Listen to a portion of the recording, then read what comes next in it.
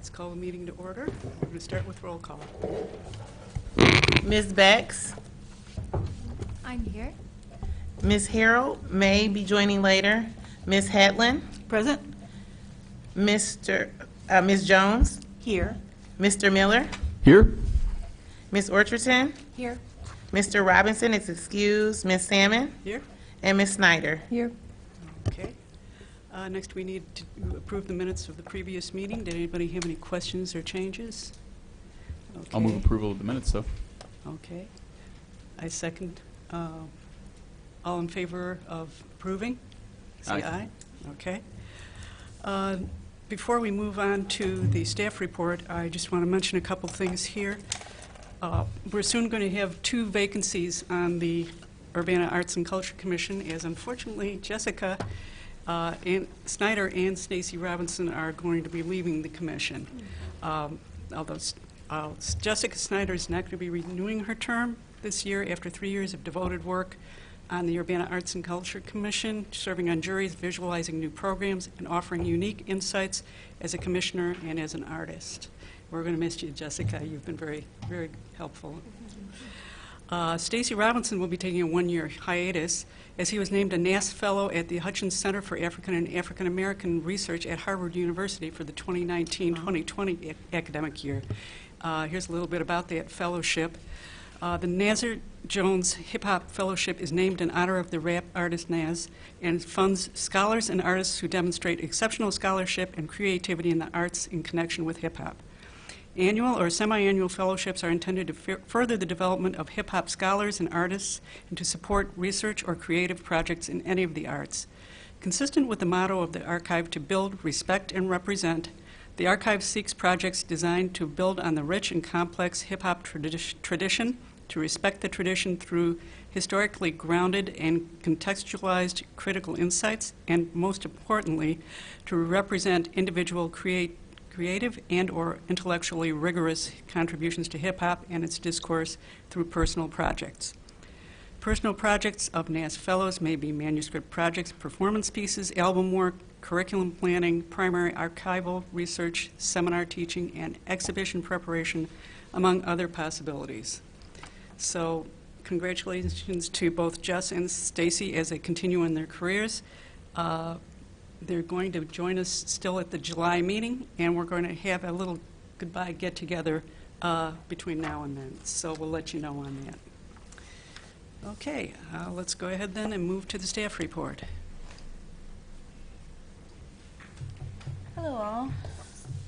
Thank you for bearing with me as I fill in for Rachel today. I will not do nearly as good of a job. I apologize, but thank you for your patience. All right. So this is the June report for 2019. I wanted to start with the announcement for the new poet laureate who was chosen, which is Will Rager, and I would like to read the press release for everybody. The City of Urbana's Mayor's Office and the Urbana Arts and Culture Program are proud to announce the inaugural Poet Laureate the first one in City of Urbana history, Will Rager. Will Rager was born and raised in the St. Louis, Missouri area. He obtained his Ph.D. in history from the University of Illinois and lives in Champaign, Illinois, with his wife and 2 youngest children. A co-leader of CU Poetry Group, Rager has lent his energies towards initiatives such as MTV Poetry, CU Haiku in the News Gazette, and Poets in the Post, a monthly open mic held at the Iron Post in Urbana. Rager teaches within the Department of History at both Illinois State University and Parkland College, and has read his poetry work at the Urbana Free Library, Boneyard Arts Festival, Imbibe Urbana's Love for All Poetry Call, Speak Cafe, Respect the Mic, and as part of an annual reading at Danville Correctional Center. His 1-year term begins immediately. Rager was selected through a competitive application and interview process by a panel of literary experts. The Poet Laureate receives a $2,000 honorarium for the 1-year term funded by the City of Urbana's Arts and Culture Program. Will Rager impressed the jury with his proposal to generate deeper collaborations in and between Urbana's various poetry organizations, create greater visibility for the art of poetry through public readings and panel discussions, as well as spearhead a visual art project that would result in local poetry being displayed as visual art throughout the city. Rager will work closely with the Urbana Arts and Culture Program and Mayor Diane Wolf Marlin to carry out his proposed community outreach project focusing on evaluating the art of poetry in the local community. Rager's plans also include a pitch for a youth poetry competition he hopes to organize called Young Americans Writing Poetry, or YAWP, that would support young poets. His work will include collaborations with local bookstores and public libraries to survey and make recommendations to guide acquisitions in an effort to promote dynamic collections of poetry. Rager specifically hopes to curate poetry contributions to local organizations benefiting those impacted by war and incarceration. We know Will bring a lot of good energy to the role of the Poet Laureate, Mayor Marlin said. The City of Urbana will benefit from Will's steadfast commitment to supporting local writers and advancing poetry projects in the community. The Poet Laureate program celebrates Urbana's vibrant arts and culture scene through the work of a poet who elevates the art of written and spoken word, as well as conducts outreach activities, special programs, and presentations of individual works. The role of the Poet Laureate is to build upon the city's local poetry scene, foster appreciation of poetry in all its forms, and support Urbana residents and visitors in deepening their appreciation of the art of creative writing. The Urbana Arts and Culture program congratulates Will Rager on becoming Urbana's first Poet Laureate and joins Mayor Marlin in recognizing his passion and commitment to elevating poetry in our local community, said City Arts and Culture Coordinator Rachel Storm. We are excited to celebrate with him to forge new projects and honor our community with its already dynamic poetry scene. I find that poetry means more to me than ever, said Rager, as a meditative practice, a form of sight, a game to play with language, and a means to explore experience.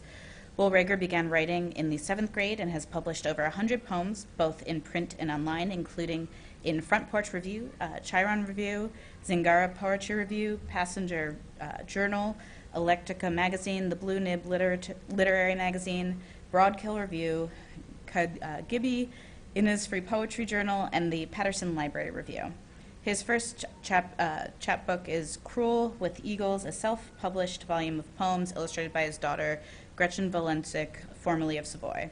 As the City of Urbana's inaugural Poet Laureate, Will Rager will work with the City of Urbana's Arts and Culture program to spearhead his proposed projects. He will also present poetry at various civic events throughout the year. The city invites the public to a reception to celebrate inaugural Poet Laureate Will Rager on Wednesday, July 10th from 5 p.m. till 6:30 p.m. in Analog Wine Bar in Urbana. The reception will feature comments from Mayor Diane Wolf Marlin and Arts and Culture Coordinator Rachel Storm, as well as a brief reading from the Poet Laureate. Thank you. Rachel wanted me to read that as it's a new program, and we're very excited about that new program and that new announcement. So that is something to look forward to, and please go out to the events and see how they unfold. Additionally, Rachel had mentioned the summer movie nights that they were working on, and those will be in collaboration, and those have been set. So those will be in collaboration with both Broadway Food Hall as well as 25 O'Clock. So Broadway Food Hall will be doing indoor movies for family-friendly that will focus on movies about cats, I believe. They're doing different cat-themed movies. And then the outdoor movies will be a series of different ones that will involve programming as well. They are also partnering with the Urbana Free Library, and they are using the Canopy, which is their online free rental program, so they're going to be promoting that as well. You can check that out. That's available as well throughout the library. So that's the Cat in Paris is going to be the first one, and that's going to be June 13th. So that's coming up at 5:30. That's this Thursday at Broadway Food Hall. Again, family-friendly, A Cat in Paris for the first cat movie. Additionally, the first adult one is going to be Bill and Ted's Excellent Adventure. That's going to be June 26th, 2019 at 8:30 p.m., sundown, and that's at Boneyard Creek Crossing. So an update to the program specialist position. The Urbana Arts and Culture program and the Market at the Square are jointly hiring a program specialist. The position provides year-round support to a range of administrative, event, and promotional activities for both programs, focusing on the Urbana Arts and Culture grants in the winter and market preparation and implementation in the spring. Staff hope to have an announcement to share with the Commission next month about the new program specialist. The also new is the Summer Youth Arts Intern. So calling all interns there. The Urbana Arts and Culture program is proud to report that the program received the 2019 Summer Youth Employment Grant from the Illinois Arts Council. And that's going to allow for $1,800 of funding towards employing an area high school student. A number of applications have been received, and interviews will take place within the coming weeks. We also have 3 new interns in the Arts and Culture program, and I'm going to read a little bit about them, and then they're actually all 3 here tonight, so I'm going to have them come up and introduce themselves as well. So we have John G., who is a graduate student in the College of Business and has joined the staff of the Arts and Culture program through the Community Learning Lab, an initiative managed through the School of Social Work that creates and supports relationships between the community and the students of the University of Illinois. John is studying business with a focus on the arts. And he's going to be assisting with special events and marketing efforts aimed at promoting the Urbana Arts and Culture program. We also have Leona Wu, who is a graduate student at the College of Business, and she's joined the staff of the Arts and Culture program also through the Community Learning Lab. And that's an initiative managed through the School of Social Work that creates and supports relationships between the community and the students of the University of Illinois. And Leona is studying business and hopes to work in consulting.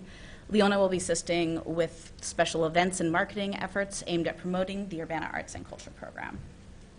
We also have Kay, who is a sophomore at the Urbana High School, and she's joined the staff of the Arts and Culture programs through Care for You program through the Regional Planning Commission, which places students in summer employment opportunities at no cost to the organization. And Kay will be assisting with special events and marketing efforts aimed at promoting the Urbana Arts and Culture program. So if I can have John come up first and introduce himself. Just say a few words about yourself. You can come up right here. Hi, my name is Shen Changji, and my English name You is. can speak into the microphone, Oh.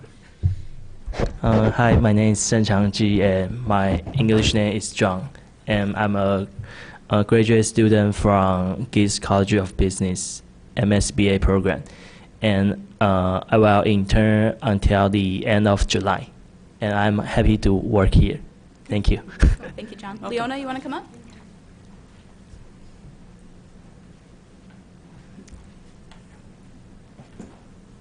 Good afternoon, everyone. My name is Leona Wu. I'm a graduate student here, Business Administration.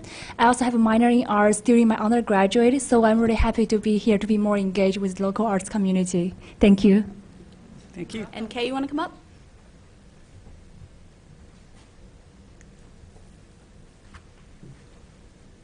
Hello, my name is Kay Krishan. I am actually a junior at Urbana High School. I am currently trying to study to go to college at Columbia Art Institute, and I'm happy to be here. Great. Thank you, three. And I've been watching them a little bit from my cubicle, and all three of them have already contributed greatly and are making some connections within the university in ways that we hadn't before, and some really great work coming from all three of them. And just a little bit of an update on the current programs, as Rachel likes to track sort of what's in the hopper. Currently, the Urbana Arts grants are underway. Arts in the Schools grants are underway. Art in the Square, Art at the Market. Art Now documentaries on UPTV. The Artists of the Corridor exhibitions, the Urbana Sculpture Project, the Open Scene Open Mic, the Young Artist Studio, and the Downtown Event Series are currently underway. And so for the Urbana Arts Grants, for the 2019 cycle of the Urbana Arts Grants program, the Urbana Arts and Cultural Program awarded $80,000 to artists, arts organizations, and festival presenters for creative projects that enrich the lives of Urbana residents and visitors. So projects are currently underway. Keep an eye out for those and go out and support those. They're pretty exciting things. This June's edition of Art Now features Kelly McCleary, owner of the Quirky Quiltress. It's a joint production by the Urbana Arts and Culture Program and the Urbana Public Television. Art Now aims at 6:15 p.m. every Monday on UPTV 6 and reruns at 11 p.m. on Tuesdays and online on the UPTV 6 YouTube channel. The current Artist of the Corridor is on display, and that's Linoleum in Ink, and it's curated by Arts in the Schools grant recipient Lisa Kessler. Linoleum and Ink is an exhibition of prints created by Urbana High School art students in collaboration with artist-in-residence Lisa Kessler. 40 student artists participated in a 3-week intensive in linoleum block printmaking and reduction printing with the artist, creating their own work on the process, and the opening reception was held on June 6th, and it was attended by Mayor Diane Wolf Marlin, city staff, Urbana Arts and Cultural Commissions, and 5 UHS students and their families. There's some pictures from the reception. Works will be on display through August with a student panel discussion on August 15th from 12 p.m. to 1 p.m. at the Urbana Free Library. For Art in the Market, in partnership with Urbana's Market at the Square, the Urbana Arts and Culture Program continues to offer mid-morning concerts and art workshops led by local artists at Market in the Square every second Saturday of the month. The first concert was held on Saturday, May 11th, featured local band Jinx and arts activities led by the Urbana Arts and Culture Program. This past weekend's concert, held on June 8th, featured local jazz band the John Offit Trio and a Nature Suncatchers Make and Take art activity with Sierra Murphy. So that's the art you can see at the musician as well as the Suncatchers there.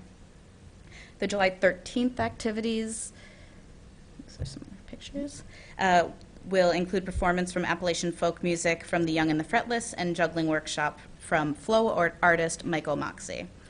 On the second Saturday of August, Art in the Market will join Urbana's Market at the Square to celebrate National Farmers Market Week, featuring creative, family-focused farmers market activities, in addition to Art at the Market's regularly scheduled programming. In years past, this has included a kale eating contest, not concert, arts activities Kale and games. eating. New ideas for the future, though. Accompanied by live music. The Young Artist Studio continues as well. So the series is presented by the the Arts and Culture Program and the Urbana Free Library. It features youth arts workshops once a month on Sundays at 3 p.m. The May 19th event features Kids Make Zines featuring Hyla Kelly, UCIMC zine librarian. And then this month's topic will be DIY masks and costumes on June 23rd with Laurel Nobilet. All workshops are held at 3 p.m. to 3:45 p.m. in the Urbana Free Library's Children Library. So the Murals on Glass program, Rachel did give an update on this last month. That's the initiative to feature local artworks on downtown Urbana windows, and that's going to open an application period soon. It's currently in the 5th cycle, and Murals on Glass selects artwork from a resident artist from Champaign County to have their work reproduced in adhesive vinyl and adhered to the front windows of a municipal building. And the selected location this year will be for the Cunningham Township's office front windows, and staff are developing a plan for the Urbana Utility Wrap program. So as Rachel mentioned, she's continuing to look in for the Utility Wrap program to expand to have other locations as the public windows are not as available now. And here's just some more pictures just to remind everybody what that program's going to look like. Urbana's Downtown Get Down started. So the Urbana Arts and Culture Program worked with Urbana Park District, 40 North Champaign County Arts Council, and the Urbana Business Association to sponsor the Downtown Get Down. And that's a downtown event series for downtown Urbana that takes place on the 4th Saturday of the month from May to August. The series features live concerts, DJs and artists, street market, kids zone, inflatables, games, live arts demos, and performing artists. Partners are still seeking sponsorships, booking artists, and finalizing planning details for the series. So the May 25th, which was the inaugural event, was estimated to be attended by between 700 and 900 attendees, so good turnout for that one. It has strong participation from community group sponsors and area businesses. The June 22nd event is actually already slated to have increased participation in the Teen Maker Lab, Arts Market, and Community Center Corner. June's event is held in collaboration with Jetty Roads Day programming, so we encourage everybody to go to the Jetty Roads Day programming, and then I think the actual stage is going to be transferring sometime in the middle of the Downtown Get Down, so try to make it out to both. Both are great events.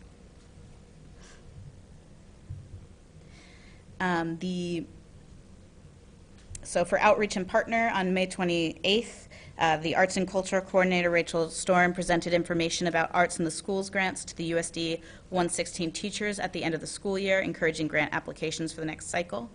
And the Arts and Culture Program is still seeking volunteers through new listings with CU Volunteer and the University of Illinois Office of Volunteer Programs. Arts and Culture Commissioners and the public are encouraged to get involved with the Urbana Arts and Culture Programs, ongoing events and initiatives. Those interested in volunteering with the Urbana Arts and Culture Program can join planning efforts or sign up to volunteer at www.urbanaillinois.us/arts_support.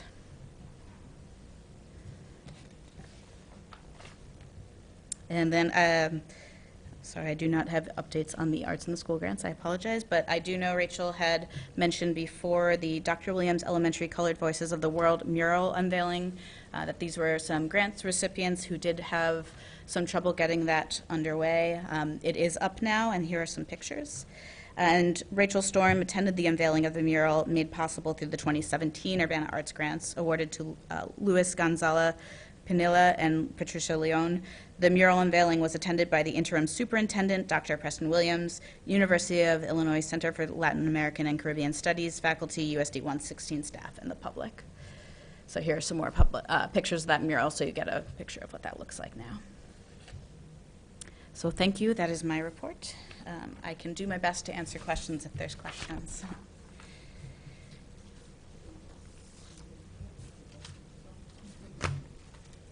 Thank you.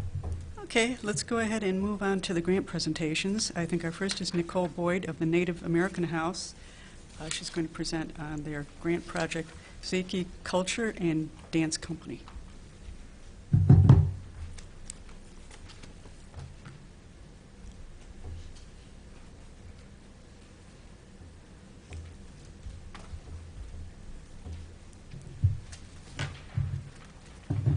Hello, good afternoon. I'd like to start my presentation today by acknowledging that we are on the lands of the Peoria, Kaskaskia, Piankashaw, Wea, Miami, Mascoutin, Odawa, Sauk, Menominee, Ho-Chunk, and Ojibwe nations. This is how we just take a moment with all of our events and all of our presentations to honor the people whose land that we're on that were forcefully removed from the area. So, we had an event on April 13th in the community that was open and accessible for everybody, that highlighted contemporary Native American dance through powwow. So there's several different dance styles. A lot of people just kind of assume that powwow is the only way that we dance, but there's quite a few different ways. So powwows consistently, or consist of 6 main dance styles, and that includes men's traditional, men's fancy, and grass, and then women's traditional, women's jingle, and women's fancy. And we were able to bring in 3 dancers and 4 singers, and we had about 45 people in attendance, so a little bit lower than we were anticipating for the event that was covered by the grant. But I hear it was a very busy weekend in Urbana, so we will try the event again and possibly just kind of look at some alternative dates. So. The one thing that I wanted to highlight, and I'm going to pull up a quick little presentation so that people could also see what we, just how we were interacting with the community and the events. I don't know if that's somebody else's, sorry.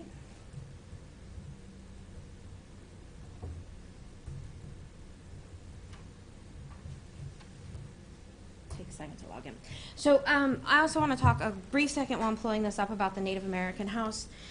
So we are located on campus. We are a campus unit within Student Affairs, and we provide programming to support Indigenous students, faculty, and staff, but also the other half of our mission is to engage the community and be able to bring people in by providing programs and interactive events, workshops, discussions that allow for a more contemporary understanding of Indigenous people. And this event was something that definitely aligned with our mission.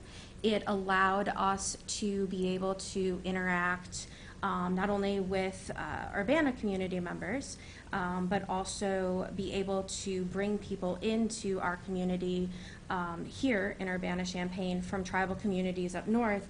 And I think more importantly, we focused on tribal communities who, again, lands we sit on, and that included Ojibwe, Menominee, Ho-Chunk, and Odawa people. So. And, sorry, I did not think that this was say. Yeah.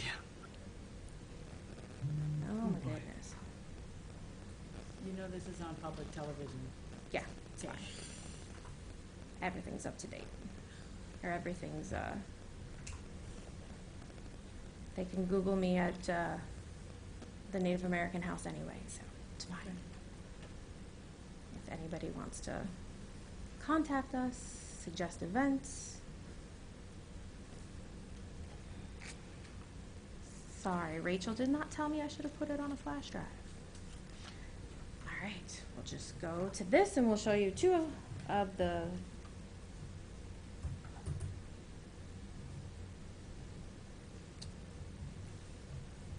there we go. We will just show you two of the quick little videos so that we can talk about the exhibition. The internet is very slow. There we go. So this is the website for the BG Key Culture and Dance Company. They are located in Wisconsin, Michigan, and Minnesota. They have over 30 members that they bring in to do presentations that focus on not only dance and singing of contemporary styles, but also have more academic and current events or current topics to talk about tribal sovereignty, treaty rights. So there's that academic and engagement side along with the art side of everything that they can present. So through their through their presentations, they were also able to talk about language revitalization. They were also able to talk about how their regalia was made. So I think something else to note is that we don't call our outfits costumes. Costumes are something that you wear to pretend. These are oftentimes heirlooms and family stories that are told and handed down through our outfits, through our dance regalia. So the beadwork, the dancers were able to talk about the beadwork and the specific styles on their outfits. They were able to talk about the meaning behind them, and they were also able to talk about how the drum was put together. The presenters also did two different styles of drum. So we have the large powwow drum that most people are familiar with or have at least seen pictures of, where people sit around in a circle, or men sit around in a circle, I should be more specific.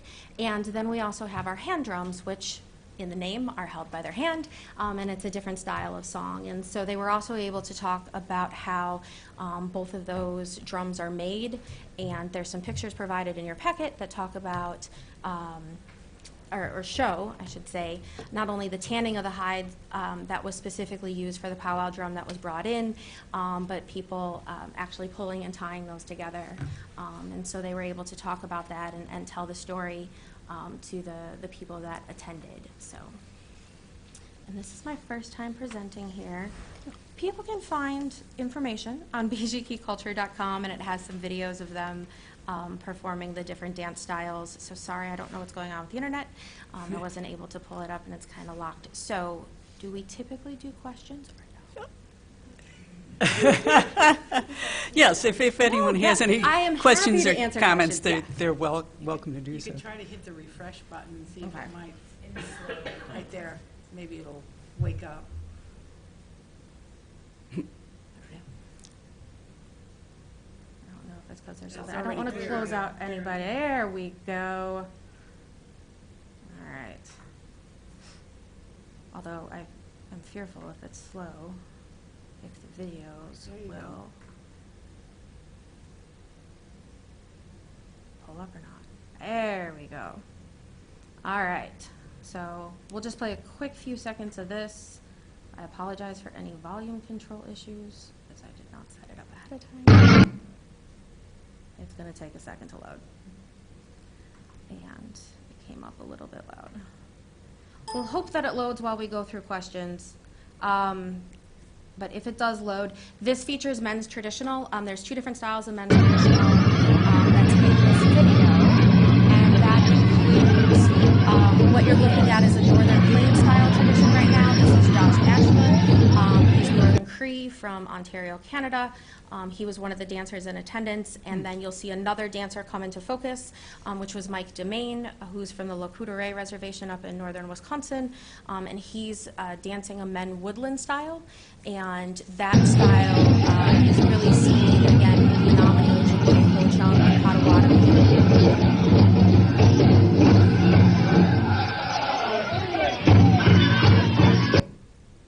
It's just going to keep doing that. I will forgo. People can find it on bgkeyculture.com. But any questions? Questions or comments? Okay, well, All right. Well, we greatly appreciate the partnership and the grant. I hope that we will be able to partner again in the future. And I know that you will have one more presentation from our Student Affairs team and for the Asian American Cultural Center I think, coming up next month. So, thank you again. Thank you very much. All right, our next presentation will be from Anna Hennequet on the Magic Lantern.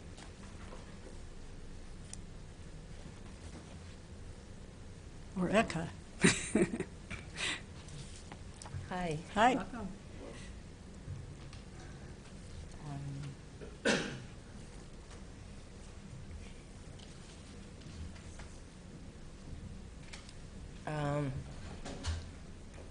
Hi. My name is Anna N.K. I'm also known as Eka. I'm a visual artist who specializes in animation and illustration. And my project, The Magic Lantern, was debuted on March 25th at the Urbana Free Library. And so I just want to give you very visual report on how it went and some of the things I did to prep for the project. So the Magic Lantern is an ongoing series of interactive animation projects which explore the art of animation through various animation viewing contraptions of the old and the new, zoetrope, praxinoscope, and contraptions that have been modified for the project are based on the inventions dating pre-cinema in the 1800s. The animated discs are composed of 32 drawings rotating at 45 RPM and are seen through a camera recording at 24 frames per second. This synchronicity creates the illusion of motion that a viewer cannot experience when viewed with the naked eye. This project's goal was to introduce the art of animation to general audience, kids, or anyone who may be interested in animation or not. But it was a great way to actually physically show, what animation is made of. I brought these for you to kind of pass around if you'd like, and then I'll walk through you with the slides I have on the screen. This is not cake. Darn. So please do not eat it. And if you can hold it by the base as you pass around, that would be really good. Okay. Should I start here? That'd be fine.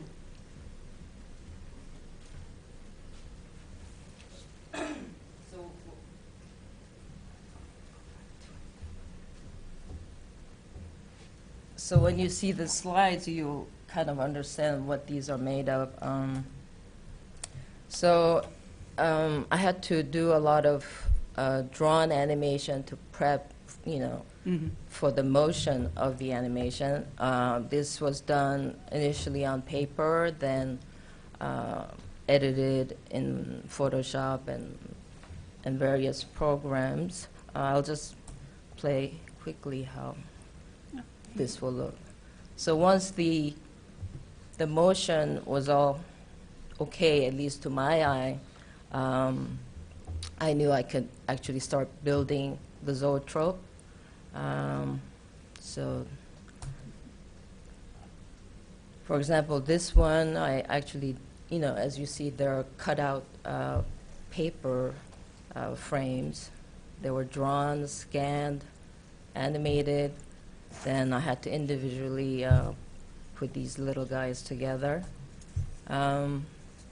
This one is called Praxinoscope, and it was actually not a great success, but I did try. But it was still fun to try to make it work. Hopefully, in the part 2 of Magic Lantern, I can make that work. So one of the discs you're passing around, so this is what the animation looks like when you are recording through So there you go. Oh, that's great. So, so this was an early test. I wasn't very happy with the motion because it was a bit much, at least to my eyes anyway. So I refined the animation. As you can see, the one you see is the refined one. So here's It's good. the one. So it's a smoother dancing Yeah. animation. You know, you can see it's a bit more like the seaweed going back and forth. And I'll show you the next one. So the cake, there it is. It's actually a little drummer Oh, yeah. with the gears turning. So these were all worked out on paper, scanned, and refined and photoshopped. And so the main event was at the Urbana Free Library, and there was actually a very nice, generous, and kind review of the event. I highly recommend that you read this piece on Spy Politely. I was over the moon when this was published. It basically recaps the evening and my interaction with the audience. This was a photo taken by Rachel Lauren Storm. I just thought it was a nice photo, so I thought I'd include it in the report. This one was actually a video from an attendee who was at the library, and she shared it online on social media. There you go. And this was another one. Subsequently, I did 2 more public events with the Magic Lantern. This one is from Boneyard Arts Festival. There was another attendee who thought it was cool to film it, and she shared it online also. So this was my basic setup. You have the camera, light, record player, and then I had the projector behind. And this one was at the Immersion Festival. I believe I met Jared Miller there, actually. Jake Metz, who was responsible for the festival, invited me to participate after having seen the videos of the Magic Lantern. So this was my setup there. In this setup, I actually let the audience play with the discs themselves if they want to switch it out. I put a little instruction there. Those are other people's work, but it was a really cool event. I was really glad to be a part of it. This was also from the Immersion Festival. One of the young attendees, I was showing him how to be a zoetrope disc jockey. He was 6 years old. And that's it. I will be doing part 2 sometime later this year, and I hope you can make it to one of the events, and thank you very much. Okay, well, be sure to let us know when it's going to be Okay, I'll and try. where. Okay. Do Okay, you have any great. questions? Go ahead. Yeah.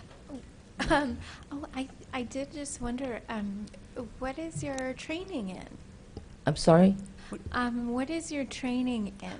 Oh, well, I studied graphic design with some fine arts, background, traditional fine arts. And then I did work in computer graphics, doing some animation, modeling, stuff like that. And all those different disciplines, actually, they're coming together right now for me. So I'm using all of those skills to create these things. So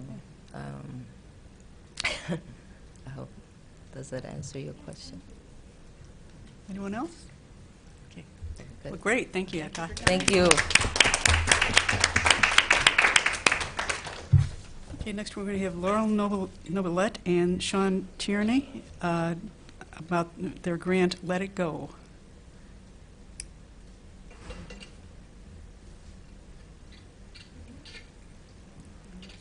Oh, are they here?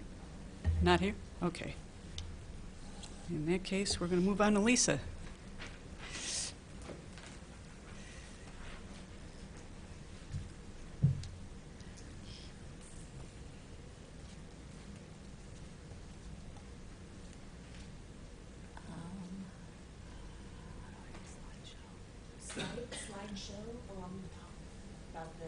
I got it. Okay. Thank Yep. you. Top. Thank you. Yeah. Okay. Hi, I'm Lisa Kessler, and I was fortunate to be awarded the Arts in the Schools grant this year, and so I used that grant to work with the 2 classroom groups at Urbana High School as a visiting artist in residence. I worked with Ms. Westerman's Art 2 classes, so it was 2 different classrooms, and in total there were 39 students, and we met every day, so 5 days a week. The project itself in the classroom took almost 3 weeks, and then there was a little bit of planning time before I began the project, and there was a little bit of time afterwards when we put together the exhibit that you'll see out here in the lobby.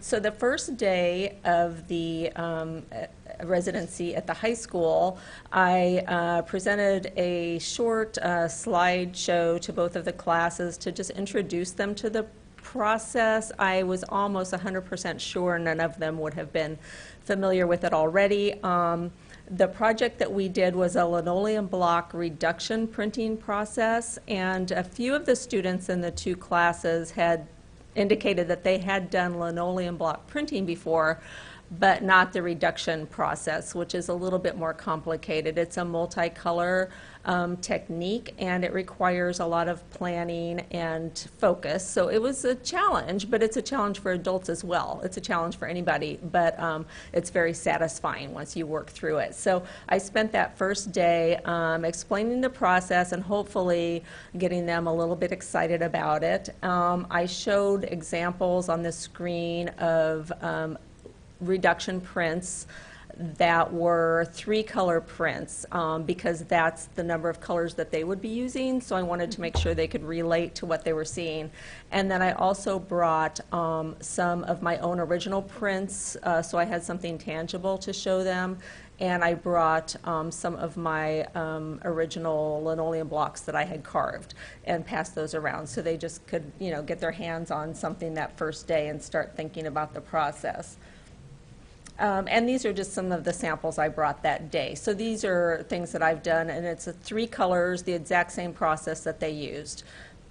And then this shows the final piece on the right is the 3-color print, but the 2 images to the left of it are the first 2 colors when they were printed. So I kind of broke it down to try and help them understand how the process works.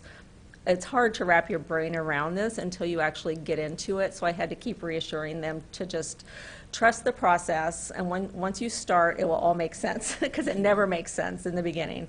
And so right away, the second day, we started, and the students were instructed to bring in a photograph to use as their reference. A lot of them brought pictures of themselves, so they ended up doing self-portraits, which was pretty cool, and the rest of them just brought a variety of images to work from. They began their project by creating a drawing based on their photograph, and then they were instructed to choose 3 colors of ink to use in their print. And they did this at the very beginning because this was the planning phase of their print.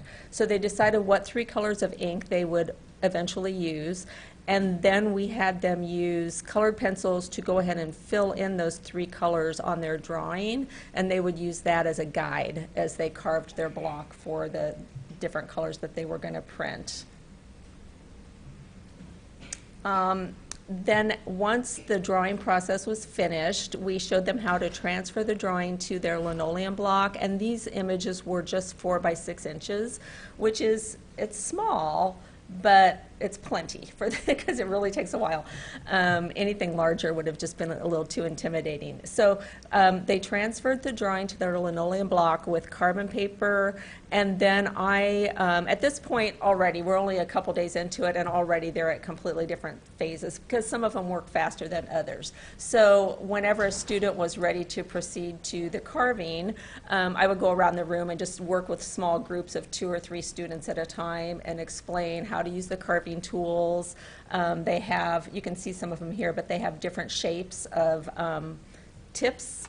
And the different tips are used for different types of shapes that you're carving. So I went over that. I showed the best carving techniques to use for the best results and for safety, so that we wouldn't have people being cut. We did have one, but that's not bad. Out of 39 students, it's not bad at all. And so that's when they started, I think, getting kind of excited about it. Some of them were intimidated by the carving, but I think everyone really liked it once they got going. Here are some blocks in the early stages. So the 3 on the right, you can see they've transferred their drawings, but they haven't started carving yet. And then the other 5, they've carved away the linoleum and they're ready to print their first color. So this was still within week number 1 for most of them. So then they were ready to print. We gave each student a selection of 8 papers to use for printing, and they were each different.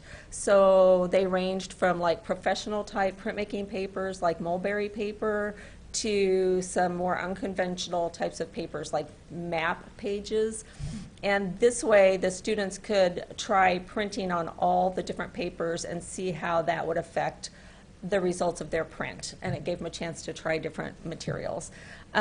So to print their first color, I showed them and demonstrated how to spread their ink onto the plexiglass palette that we gave them to use, how to spread a thin layer of ink onto the palette, and then how to roll that ink onto their linoleum block. And then I showed them how to transfer the ink from their block onto their paper using the traditional block printing tool called a Baron. And the student in the photo on the right is using that tool right now to transfer their ink. So that student has a piece of gray paper.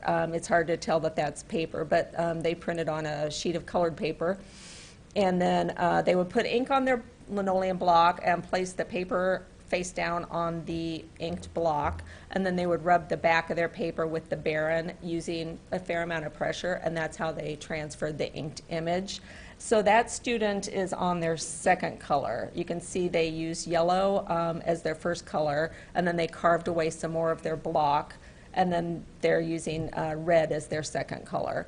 And then the photo on the left shows the counter along one side of the room that we set up the inking stations for the students. And they had a selection of about, I think, 10 different colors that they could choose from to print with. We didn't have them mixing colors. That would have been entering a whole different area.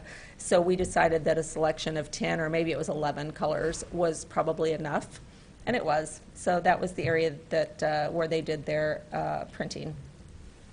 And this student wanted to show me what she had done. This is just after she printed the first color of her image, which was a self-portrait. And it looks great in just one color, but the project was 3 colors, so she continued on.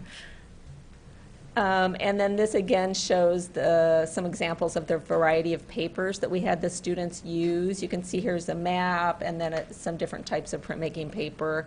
And this student in this image has printed his first 2 colors, so he has 1 more color left to go. And then you can see all these little marks sort of around the perimeter of his image show where he did the carving. They're leftover carving marks, and that's kind of nice to see because it shows the process. You can see that this was something that was hand carved which gives it a really unique character. This student, I think, he didn't let on, but I think he really enjoyed it. He tried not to let on, but I'm pretty sure he did. I think he was really surprised by how well it was going for him.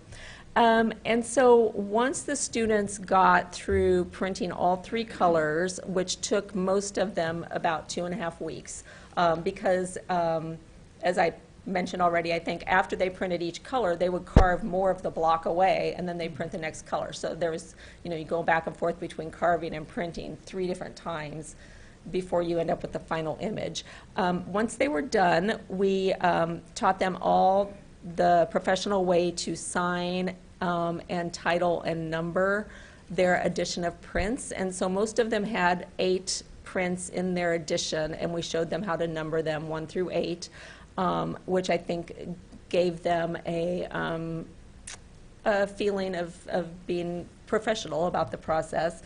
And then some of the students helped to frame the prints. We took 1 print out of each student's edition, let them choose their favorite one to frame for the exhibit that's out here in the hallway, and then part of the exhibit is also over at the Urbana Library right now. So the students that finished their prints a few days early helped Ms. Westerman and I frame all of the prints for the exhibit. And these show a few, these 2 pieces are out in the hallway, so hopefully you've had a chance to look, or you will. And you'll recognize both of these images were ones that you just saw a little bit earlier when they were partially finished. So these are the final images. The one on the left, she decided that her favorite was the one that she printed on the map. And then the one on the right, I think he printed that one on one of the white printmaking papers. But these both have all 3 colors completed. So to sum up the experience for myself and the students both, I think we both learned a lot from each other and both benefited a lot from the process. If I could speak on behalf of the students, I think what they would say is that they got to spend some quality time with a professional artist, me, which I think is probably, a fairly rare occurrence for them. And I'm hoping that that made them see the profession of artist as something more tangible and something achievable rather than just being an abstract concept. And another benefit that's just basic but crucial was that since I was there working with Ms. Westerman, we had 2 adult instructors in the classroom instead of 1, which made a huge amount of difference. So while the students were working on their project and going through it at different paces, between the 2 of us, we were able to work around the room anytime somebody got stuck or needed some assistance during part of the process. We were able to help them out before they had a chance to get frustrated, and also that kept things flowing along at a pretty good pace rather than everybody having to wait for one person to help them. So I think that made a huge difference for everybody and kept anybody from getting frustrated. They all learned a new art technique that I'm sure they had not used before, and I don't think they'd heard of it before. So they were all introduced to something new where that's concerned.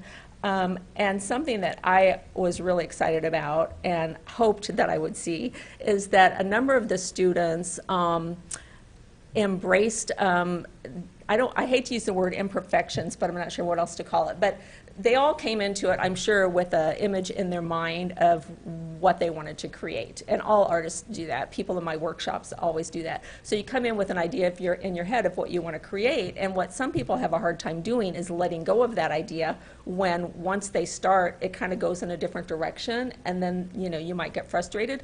These students didn't. If it went in another direction and didn't turn out the way they expected, they just went with it. And more often than not, it's better. You just have to embrace the unexpected, and they did.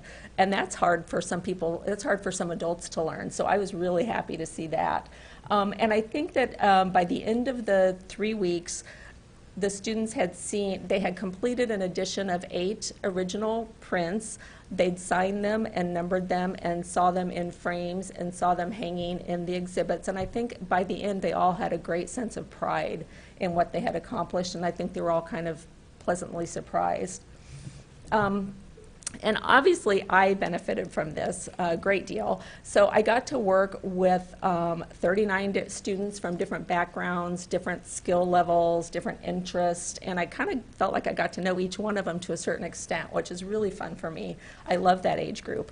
So, and I got to have experience in planning and implementing a classroom project for high school students, which I haven't done to this extent before. So that was valuable experience for me. And since I'm a full-time artist, I generally am working alone in my studio or in my home office. And so this was a really rare opportunity for me to be able to have this much interaction with the community, and I really value that. And last, absolutely not least, is that this provided a significant income source for me, and that can't be understated. I am a full-time artist, and so my income comes from different sources. I sell my work, I do commissions, I teach workshops, and so I have to kind of pull everything together in order to sort of pull together something that resembles a reasonable income. And so opportunities like this are rare and they're extremely valuable, and I can't emphasize that enough. And I think that's it. So thank you for the opportunity. I loved it. I hope the kids did too. And the exhibit in the lobby here and at the library is up through the entire summer. So, and we'll be doing a panel with, I think, myself and 3 or 4 students from the classes in August. I think Rachel has a date for that, and I'm not sure what the date is. I think maybe mid-August. So I guess watch for that. Yeah, down we'll the be road. announcing it here. Is it? We'll be announcing it here. Okay, so, thanks. yeah. All right, thank you. Are there questions? Or? Thank you. It's a great project. I hope you can do more. Oh, I would love to do more. All You right. made a big impact on the students. I hope so. In a positive We way. really had fun together, so, you know, I mean, if nothing else, we had fun. All right. Well, thank you. Thank you so much. Thank you. Okay, next we're going to have Nika Lux and her grant, People of Speech 3. Is she here? Yeah. I'm extremely nervous, so Oh, I'm sorry. Don't be. Take a deep breath. Okay. How do I get out of here? Oh.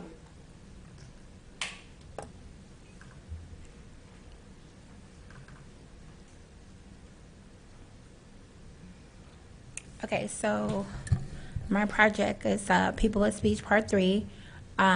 It is basically a play on the parts of speech. So anyone that was over 55 and over got to participate. And basically what it is they pick a word that represents them as an individual. So, but it can't be something like mom or caregiver or father. It has to be something more deep, I guess. And then I photographed them expressing that word. And the reason why I chose this is because I feel like these groups of people are not represented in art enough. I'm not saying that it's not out there. I just don't see it enough, and I wanted to see more of it. So I decided to do it. That's the only way I can explain it. And then, You should hit the slideshow button When you're up at ready, the top. go.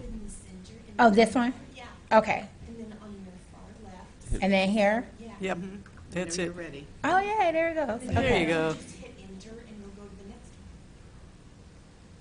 Oh, it should pop up. I think I did it where I don't have to touch it. Yay, it's working. There you I'm go. so not like tech savvy, so this is really good. So the first person I did is Meg Miller. She's in the community, and I tried to use people that was in the Champaign-Urbana community. And her word is reflection. So I used a mirror with her. Her photos came out really good, and her word was reflection, and it wasn't it was like who she is, basically her spirit. And she told me a story about something about India, something, but I can't remember, I'm sorry. But it was a really good story. And then the second person is Christine Lux. That was my mom. She had to like step in because some people who dropped out, and I was like freaking out. So she was like, "Oh, I'll do it." And her word is diva because she is very much so a diva. And I tried to like utilize locations in Urbana, and this was at that little place over here in Lincoln Square. It's not there anymore. It's like a little, it's like like it was like a Luminar or what's that? Was that the name of it? It was a place in Lincoln Square, and this guy, Al, my uncle, he had to jump in too because someone else dropped out. His word is classic, and I actually went up to Chicago to photograph him. He's like 87, and he can't really drive. He's not supposed to be driving. He still has his license, but technically he really should not be driving. So I went up there and took his photos. And then the third person is Peggy Davis. She's from Southern Illinois, and she came up here for me to photograph her here in Urbana. And her word was metamorphosis. And sometimes when you think of that, you think of like a caterpillar turn into a butterfly, and it's so beautiful and wonderful. And I thought, well, what if someone is good and they turn evil? So like the opposite of metamorphosis, but the opposite of that would be, I'm already a good person, but what if I turn into like a bad person? And like hers kind of told a story of her being like good and nice, and like her turning into like ultimately a witch. And then these are the thank yous for everyone, the Urbana, City of Urbana, the art community, you guys. I would not have been able to do this without the funding. I did People of Speech Part 1, and that represented Black and brown people. And I had to fund that myself, and it was very difficult. So with the funding for this, I actually got to do more, and it was so great. The event was hosted at 25 o'clock, right up the street, still keeping it in Urbana. And they were very nice and generous, let me use the space. The turnout wasn't as good as I would hope it to be. It was like maybe 20 people there, but it was so much going on that weekend. Like it was like 1,000 different events, so it was just a bad time to have it. But people came out, they really enjoyed it. I did a lot for this. I put like a lot into this project, so I'm really proud of it. I should have brought photos so you guys can actually see it. Like I think it's just better to see it, like, you know. Oh wait, stop. Okay, there we go. And then I have a few photos from the actual event, if I can get into my account. Oh, there it is. There you go. Oh, I think mine is the reason why that one girl's didn't work. Oh, I'm sorry about that. Okay, so here's some, so they had like the little, they call it bar racks or whatever, and that was just perfect for just sitting photos up there. So I did some framed, and then some just out of the frame. And then like this little thing up here is, I had a friend's daughter, she just kind of drew like designs and the titles to their words that they picked. And then this is me and some other people trying to help with the slideshow. Eka actually helped me. I am not tech savvy at all. And this is before the people came, so don't think like nobody was there. It was people there. And then here's some more of just the photos, the way it was set up. And then once everybody got there, I totally forgot to take pictures of people being there. So, yeah, here's food, though. We had lots of food. So, and this is my mom's shrimp dip. It's so good. It is so good. Next time you come, bring a sample. please. Yeah, really. And then Dinner time, you know. this cake, I got this cake for $2. I was so proud of this cake. It was All like right. on sale. I was like, yay, saving money. Oh, that's something else. Sorry. Okay, and then, oh, that's it. So thank you very much. I really appreciate it. And if you have any questions. Anybody have questions or comments? Okay, great. Okay, Great thank you very project. much. Okay, next we have Tatiana Shustova and the Shambana Music Competition. Sorry, I'm Is just she- making sure I sign out. Is she here? She's here. She's coming. She's in the Okay. back right. Okay. Okay. Is it possible to use my old laptop or? We have to do a hookup. Better not to? Jason- Okay, no Jason problem. would have I to come. just will Do you have check. it on a flash drive? Yeah, I have something. It's not just more than 4 drives, that's why. So, I'll just, I will try to. Is it in here? Flash drive goes here.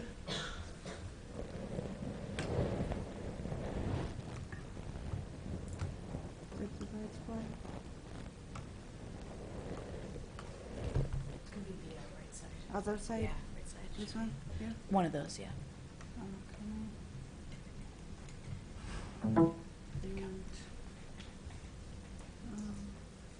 it's called No Nation.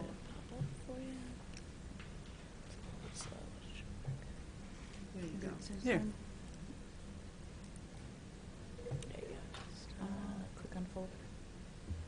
The one that's highlighted. That one, Yeah, open that one. folder. Yep. It should be right in there.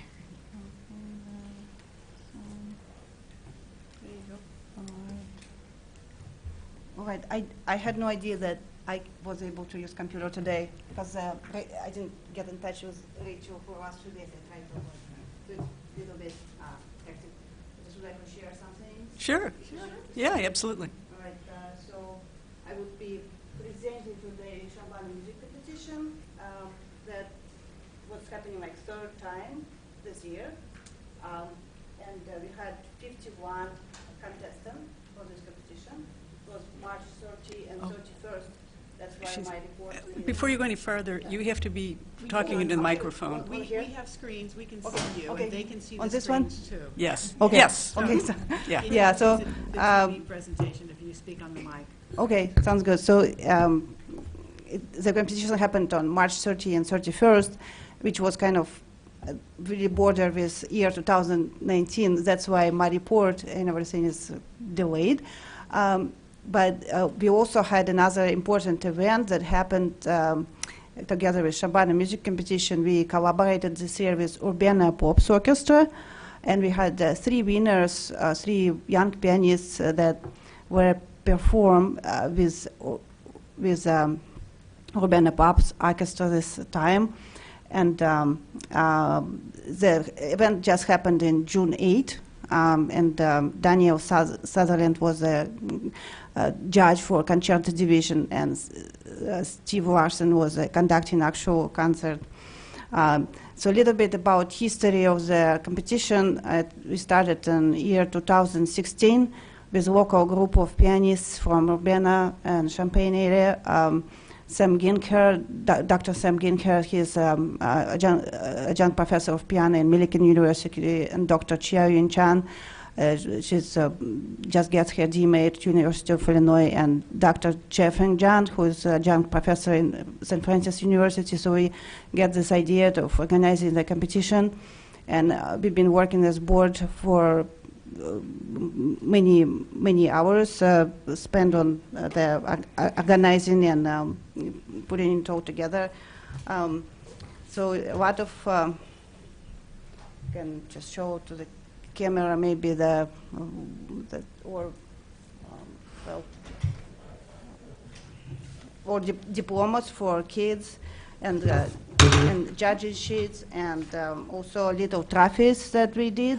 I can just pass them around. This is just a small part of book that was left for Shambana competition, and this is little judging sheets that we came up with. So, Okay.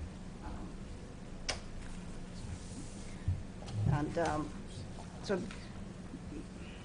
this is all one of our posters that we had.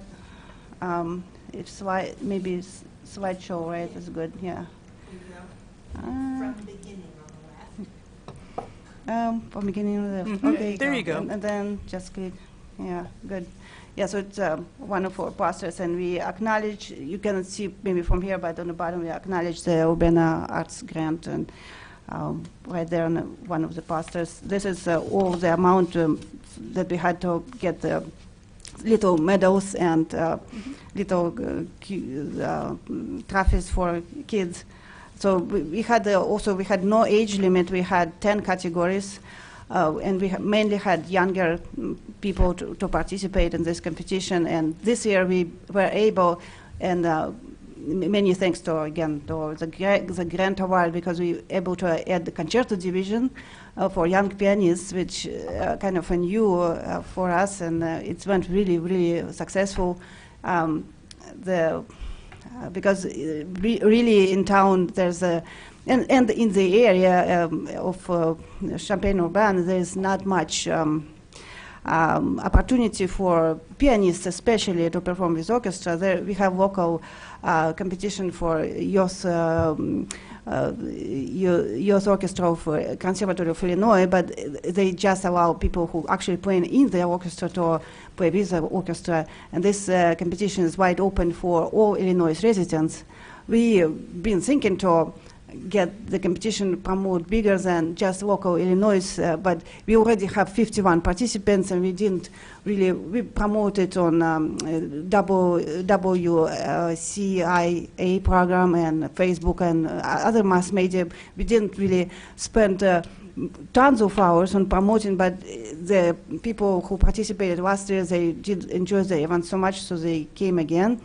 And this time we invite, each year we're trying to invite professors from University of Illinois and as well as University of Springfield. For example, this year we had Professor Christos Titsaras, who is a professor of piano pedagogy at University of Illinois.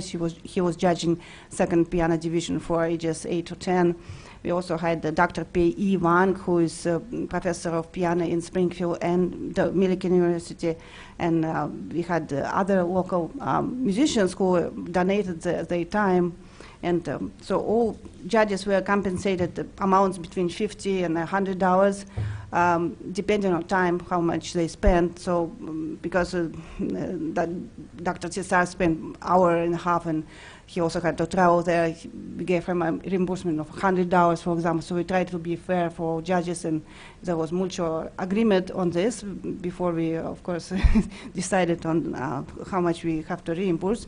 And because printing and booklets, we've spent about $50, and trophies about $270, but we had to do a label of the It's competition. okay, you don't need to go through Okay. the whole thing, because we'll have the written report. All right, sounds good. Yeah. So we spent about 20 hours on meetings and about 5 hours in promotions. We're very thankful for Urbana Public Arts Program grant, and also for University of Illinois because we've been able to use music building auditorium with wonderful baby grand pianos, and as well as Good Shepherd Church in Champaign. So we used Urbana and Champaign location. And we're also very thankful for Urbana High School for using their space and their pianos, and also for Kraniak Performing Center donated us actually 4 tickets for any performances for our grand prize, which was sort of more than almost $200, and also for WSIA for hosting us for interviews. There is just a picture of our board members, as well as one of the judges is there. There's our youngest one of youngest participants who won third prize to perform with concerto division, and I can put his recording very quickly if you don't mind. It might be pretty good sound. So it's not. Okay.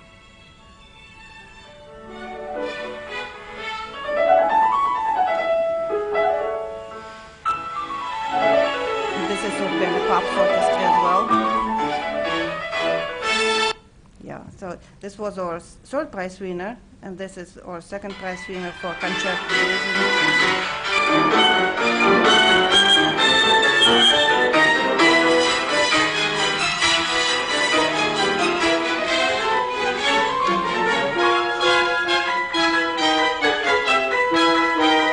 So they've been able to perform Shostakovich concerto and also Beethoven concerto number 3.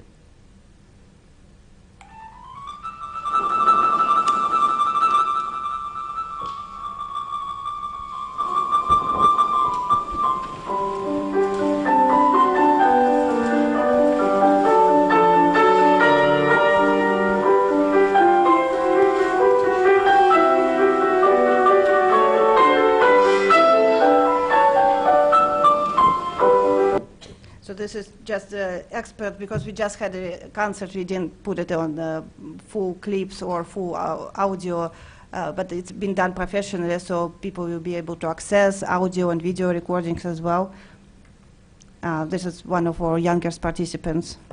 And yeah, so yeah, that's a poster that from Urbana Pops Orchestra that actually acknowledge Shambana music competition winners on their posters. And this is just part of our booklet, which we printed like over 100 copies that acknowledge also Urbana Arts Grant as well as other places that we've been working with. This is just a small, because we also worked a lot on rules, so it's fair to everybody, and we just experts from our rules. So we had elementary divisions, junior, senior, and as well as amateur adult. Last year we had more amateur adults people, but this year just more younger folks. And we also had a piano duet, which is kind of new competition, because a lot of pianists perform by themselves, but not many of collaborating together like as duets, or even 6 hands sometimes can happen, and 8 hands and more. Yeah, so it's about it, and I saw a little bit, just one more thing, maybe. Yeah. This is a picture from Urbana Pops Orchestra concert with DJ Wang, who is only 10 years old. That's her husband. Oh, okay. This is another poster we had for Shabana music competition that Sam Ginker put together for us. So we have a Facebook page as we keep maintaining daily, and we don't have a website yet. I have my own website for Tatiana, but we're hoping to have a website sometime soon. We're thinking that probably future of this competition is in good condition, and I hope to encourage maybe other instruments to come and collaborate with more musicians. We also had an ensemble division that which involved piano, but in future we can have other divisions as well. This is at least some of the crowd of people that came to listen to the winner's recital. Yeah. Well, thank you. Looks like it's been very, so it's all the very successful. Yeah. A lot of work. And a lot of work. Yeah, we meet quite a bit, and I stopped counting how many times we did. Actually meeting tomorrow again to discuss future projects. Okay, so great. Thanks very much. Yeah, if you have any questions, No, we're fine. Okay, thank you. Okay, and our final grant presentation will be Rebecca Narr of Kudo for the grant Kudo Plays. Well, that's not Rebecca, is it? Rebecca's been under the weather. She's our treasurer. She's who prepared the report for you all. I'm BJ Gailey. I'm another committee member, so I'm filling in a little bit for her. That's Hope fine. That's all right.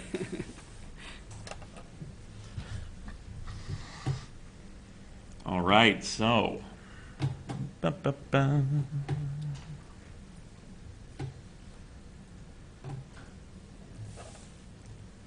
All right, so I am here to tell you a little bit about Kudo Plays Season 6, which was made possible in part by an Urbana Arts grant. This is the 6th year we've been running our local game design competition. Our goal as an organization is basically to foster design thinking and learning through the medium of game design. And in our 6-month program, participants who design games start with ideation, then prototyping, playtesting, and finally develop maker skills and crafter skills as they build their own physical, playable board game that then the community can enjoy.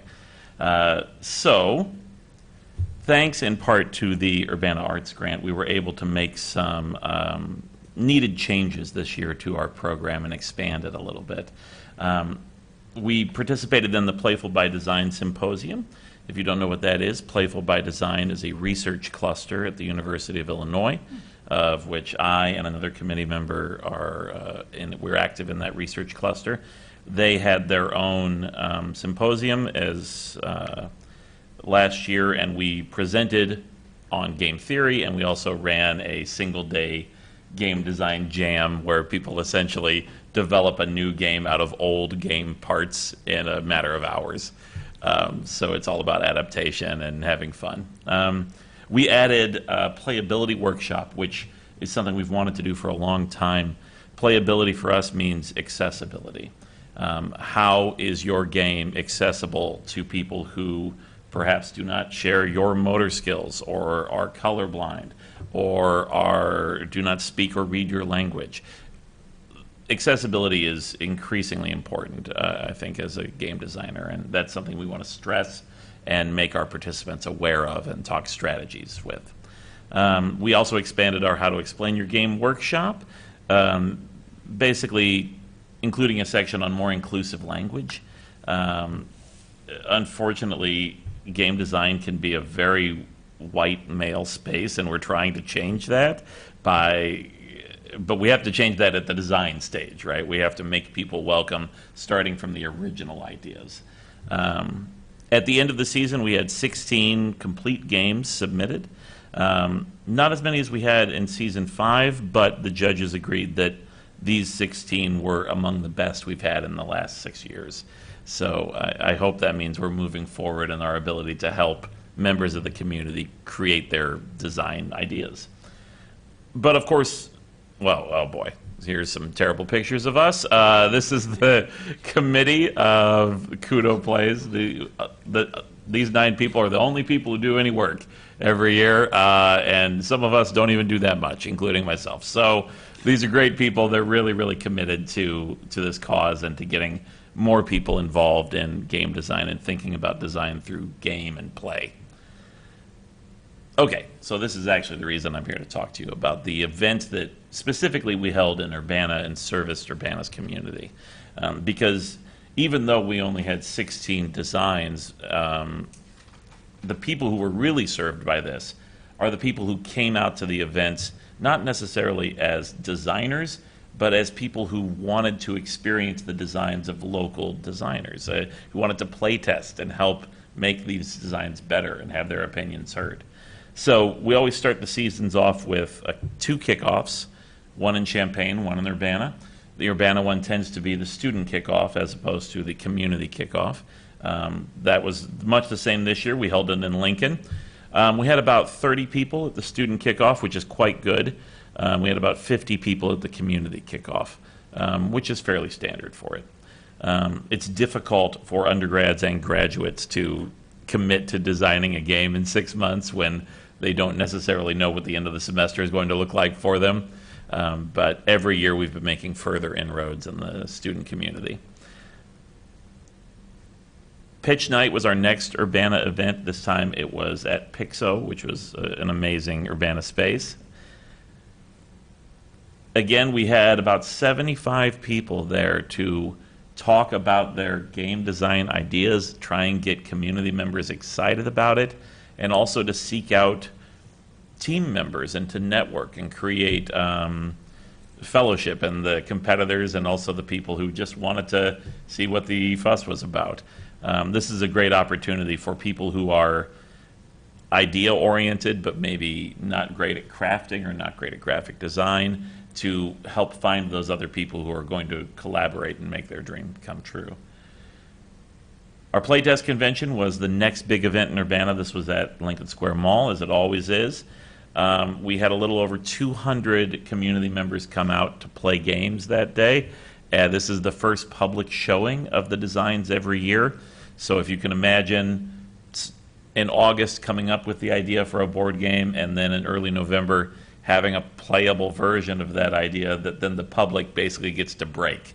That's what the goal of this event is. And then you have to thank them for it. So it's actually incredibly useful. You get tons of great feedback, and it really keeps teams accountable and on track to finish. And then our final event every year is the Grand Exhibition. This was again held at Broadway Food Hall in Urbana. This is where all the teams come out and show their final fully realized designs. Again, community members come out, can play them, can continue to offer feedback, and can root for their favorites, as we have an award ceremony every year. A little over 200 attendees this year, which is pretty good, a little up from last year. We always want to grow this event, but obviously there's space constraints and gaming constraints to think of. But we're really thrilled. To tell you a brief story, my favorite story of season 6. If you can see this, where is he? This little guy right here. He has been testing our games for at least the last 3 years. I remember because 3 years ago I was a competitor in Kudo Plays, and he 100% came in and destroyed my design. Just like beat me to a pulp. Like played me and was like, can I do this? Can I do this? Completely rolled me. He's a really sharp young kid. And every year since then, he's been there with his family, his younger brother, his parents, playing games. As part of the Playful by Design Symposium Game Jam, they had a competition, a game design competition. And the winner of the game design competition was this little guy right here, which to me is sort of an excellent example of how we can connect with the community and provide them another way to sort of experience design, which exists all around us, but we don't often think about it. So basically, I'm just here to say thank you for your support. It was another successful season, and we could not have done it without the support. It really meant a lot and allowed us to grow in important ways. So I'd be thrilled to answer any questions if you have any. Anyone? Okay. Yeah. No, that's All right. great. All right, thank you. Okay, I think that's it then for the grant presentations. Unless anybody has any announcements, I move that we adjourn. Can I have a second? We're adjourned. Thank you all for coming. Thank you.